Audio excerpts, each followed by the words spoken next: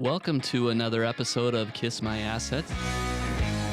The transparency, the openness, the communication is more than you could expect. I'm sold. Don't let the fact that you don't know something or don't know enough about something hold you back. I knew I wanted to invest. What better way to invest than to invest in what I already know that I love, which is real estate. It was initially the 12% return, but it quickly turned into the people. We're back again for another episode of Kiss My Assets with Jamison Manwaring, our co-founder and the brains of the operation, and Heather Andrews, Investor Relations. Oh, thanks. That's the nicest thing anyone's ever said. The brains, except anyone who actually knows the brains Are a lot of other people. Yes. I'm just here to be as cute as a button. So we're not the only one with REITs on the brain. AZCentral posted an article this week comparing, contrasting homeownership versus investing in REITs, which is such good timing because we also are now into REITs. Yeah, thank you, AZCentral, for timing it right along with the launch of NV REIT, Yes. Neighborhood Ventures REIT. So that's great that our local newspaper is supporting our Yes. timing. They're now an official sponsor of Neighborhood Ventures, I've decided. So AZCentral came up with, I think, a good list of the benefits of investing in a REIT instead of a home ownership. If you're looking beyond buying a home as a way to make money. So a REIT instead of like a rental house. Instead of a rental house. Yep.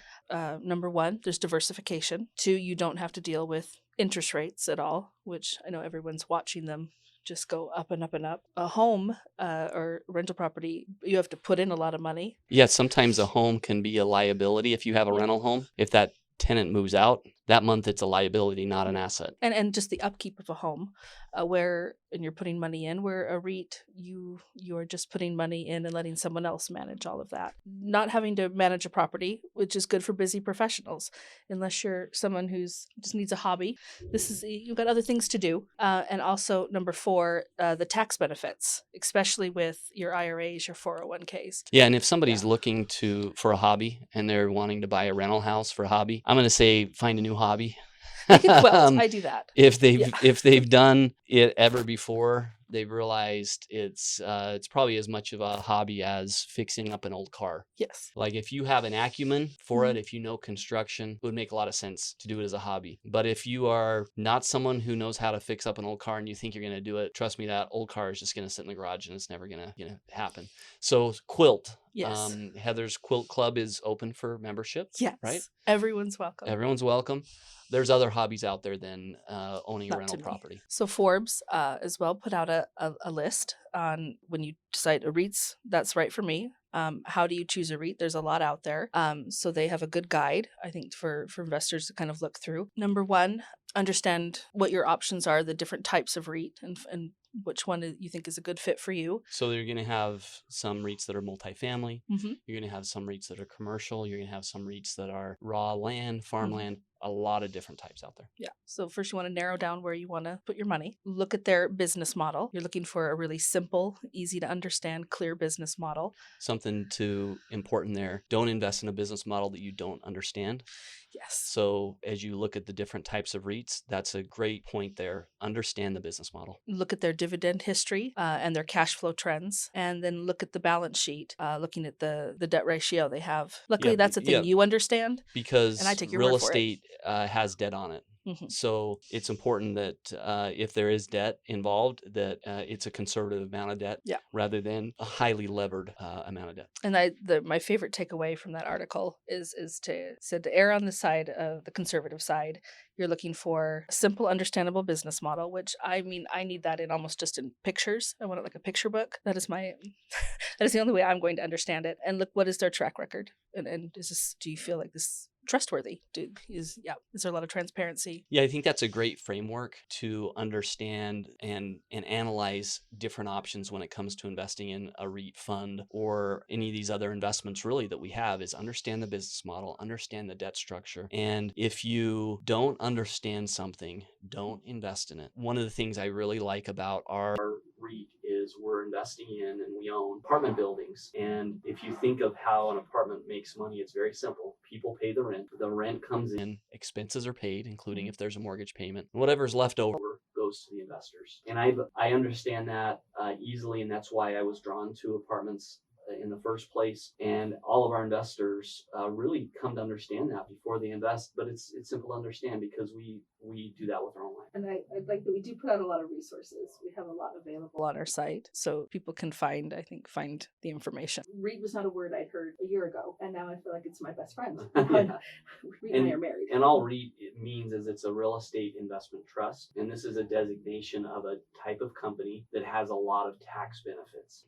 and that's something we've talked to a lot of our investors about. The tax benefits of REITs, there are multiple. We won't get into all of them here, but by having it set up as a REIT, Those tax benefits are just another component of why it's great to invest in real estate. So multifamily, that's our area of expertise, and multifamily has been in the news a lot. The multifamily actually had a good thing happen at the beginning of the year. We saw after Q3, Q4 of last year, rents dipped a little bit. We saw them go back up. So January was a positive. I think it was like a 5-month streak, and we're back on top. Yeah, and it's a long-term business, so Yeah. you're not wanting to as an investor, there's going to be some ebbs and flows to what rents Yes. do, but overall we monitor what's happening with rents. There's a lot of macroeconomic factors that are going to have be at play when it comes to what's happening with rents going up and going down, and it's always very local. Yes. Real estate is local. So overall, nationwide, rents were slightly down in Q3 and Q4, Yeah. and then they were back up again in January, which also drove inflation again because rents continued to move up. The markets that we're in, and in particularly Arizona, rents have continued to be strong. We're not going to see 15 and 20% rent increases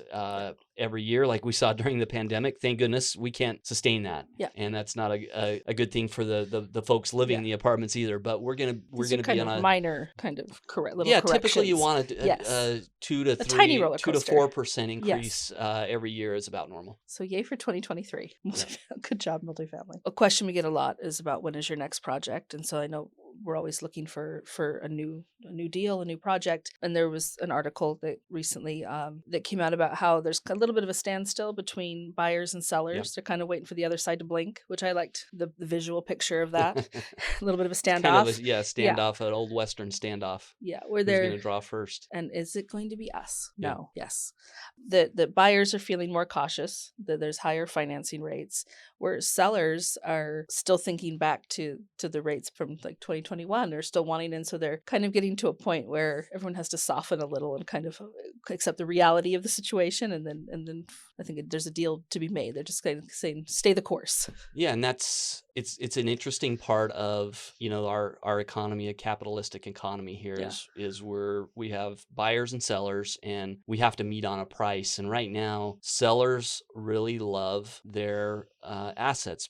Owners love owning apartment buildings. Yeah. They continue to drive good cash flow. Rents are increasing, and so in markets like Phoenix, those sellers aren't really looking to sell unless something has happened, an event has happened. Yeah. Where they need to sell, or they want to reposition their portfolio. Other than that, the folks who own those buildings, they're not anxious to sell. And then on the other side, buyers, because interest rates are higher, they're Mhm. wanting a better price on those buildings. So there's this process that we're going through where there's a little bit of a gap right now, and so the transactions volume has gone down quite a bit. We are looking at buildings that we might want to purchase, and that's an ongoing negotiation if we can get the price that we want. so selling buildings, and if we can sell for what we want. So That is something we're seeing across the industry, and it'll play itself out because at some point those sellers need to sell, and at some point buyers want to own those assets. The standstill can only last so long. The showdown only lasts so long until somebody somebody actually pulls the trigger. and makes something happen. They did speak specifically about the Sunbelt region, which is us. I know it includes other people, but I don't like to think of them. That we particularly, like you said, it's local, are still experiencing a lot of demand. That we're not having quite the same slowdown. People want to own buildings in high growth areas. Yes. So even if interest rates are a little higher now. Even if the sales market has softened a little bit, this is an area where you want to own buildings. And so we're glad that we're here. The other areas that we will acquire buildings in across the Sun Belt are those areas that we see population growth continuing there. So yeah, we're in good shape. This is a good place to buy buildings, good place to sell buildings. Anytime there's this gap in between buyers and sellers, that's an opportunity. It's an opportunity to go get a property a lower price because that seller needs to sell and needs to move on. And then from the sales standpoint, it's also an opportunity if you're positioned well where you don't have to sell. And that's how we position ourselves. We don't have to sell any of our buildings at a certain amount of time. We give ourselves plenty of runway so that we can sell when the time is right. But it is a buying opportunity right now is what I feel, because some of those sellers are going to need to sell, and we can buy some great buildings at a lower price. You don't want to be too thirsty. That is the takeaway. Yeah, no, if you don't want to be a desperate buyer or a desperate seller. We're ladies either. here. I like to be pursued. Yeah, when it comes to investing, it needs to be very logical, non-emotional, and that means that when you buy or sell, you want to be on the good side of that transaction. Typically, what people do is they buy high, sell low because they get involved in the emotion of what's happening. And instead, investing is pretty simple: buy low, sell high, and that's that's the opportunity right now is to buy a little bit lower. I should probably apply that to my personal life, but yeah, it's a I good will policy. not because I do not learn. So Arizona, though, is doing great things. We cannot be stopped. We won't apologize for it. So Phoenix ranks number 8 among the top 10 preferred markets from the CBRE's 2023 U.S. Investor Intentions Survey. Right. So that's coming from investors saying, that's where I want to be. That's what we prefer. Yeah. Yeah, and the other markets that were in there are similar markets to Phoenix, markets that are seeing growth. We're seeing migration here, and those trends continue. Okay, so we know Phoenix is set to continue having positive economic growth through this year and next. Our quality of life, it's high. It's still relatively affordable compared to kind of other Western markets. People are still coming here in droves. We can't stop them. We don't want to. Keep coming. And we have a lot of jobs being created. That we have jobs for people. We want them to come. Just in November, they said the Phoenix added almost 90,000 jobs annually in November of last year. And we have a diverse job market, which is wonderful and so different from kind of how Arizona began. We have really opened up, I think, to a lot of exciting things that... Yeah, a lot of these new jobs that have been created are in new, well-paying sectors that require education, they require trades. Yeah. And so we've really shifted over the last 20, 30 years to more of these higher income jobs. So that will continue to drive economic activity in the Valley. Phoenix Business Journal put out a list of the projects to watch this next year, which I got really excited by this list, which was a little embarrassing because I did not know all these different things existed. That, first of all, our region was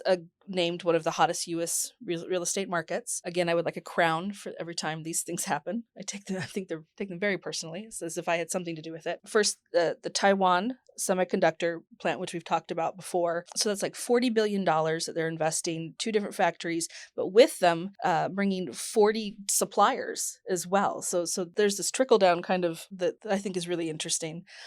So they're coming to Arizona as well, and that's like an additional 4,500 jobs. The Intel core expansion is a big one. So they're already here. I think one of the bigger employers in the state, and they're getting bigger and are putting in 2 new chip factories, which will employ another 3,000 people, another $20 billion, which I can't even comprehend. 2 new semiconductor chip factories, that's 3,000 more jobs, $20 billion that they've invested. Electric vehicles, we're going to be the hot spot for electric vehicle expansion. Pinal County in particular purchased 14,000 acres to add to an existing plant. Casa Grande is putting in another expansion for their campus. Nikola, which I think is another car company. This is the electric semis. Yes, 1,000 acres in Buckeye, which is great for Buckeye. The battery manufacturing, we have several companies coming, want to produce batteries here, which is good because I can never find one. Multiple manufacturing plants are coming, including Nestle, which are developing a new coffee creamer manufacturing plant in the West Valley. Nice. Hopefully my Nestle Quick will be You just drive up and grab it. $675 million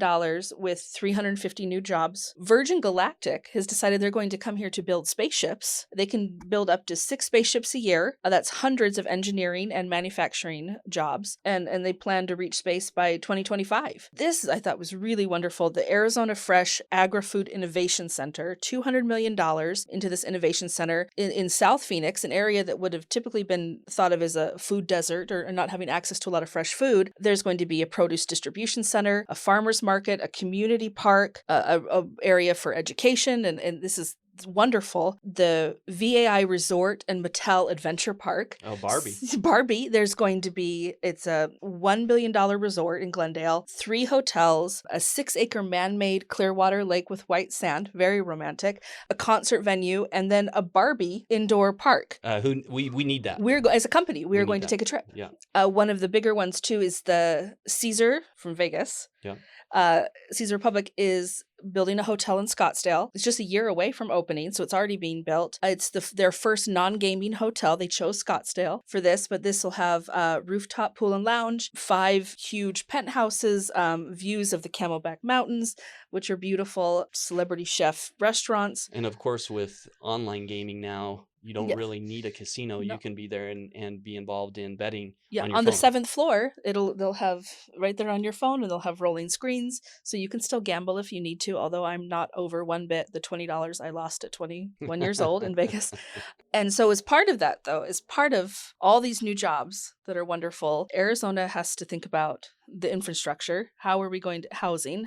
And so there's a group, the NAIOP, which is an advocacy group that is working to make sure that Arizona can get apartments built faster. They want to push these along. And what do we need to do to solve the kind of the red tape and the hiccups that keep housing from coming on the market? Yeah, because you're dealing with needing to get the right infrastructure in place and working with cities to get those approvals in place. Because everything that you described basically talks about all of the activity, economic activity that's going to be happening in Arizona, and that's just a piece of it. Yeah. But it's a lot of stuff that's happening here. This is a place that's in the early innings as far as its growth, and all of these people need a place to live. Yes. And so we need to really think about how do we get have more dense populations, and that's through multifamily development. With all of this economic activity in Arizona, just indicates where we're going as a state, as where our economy is pushing us. We don't have a choice anymore whether we're going to have growth here in Arizona. It's just we have to embrace it, and these are good, exciting things that are happening, and it's a great place to be and to invest.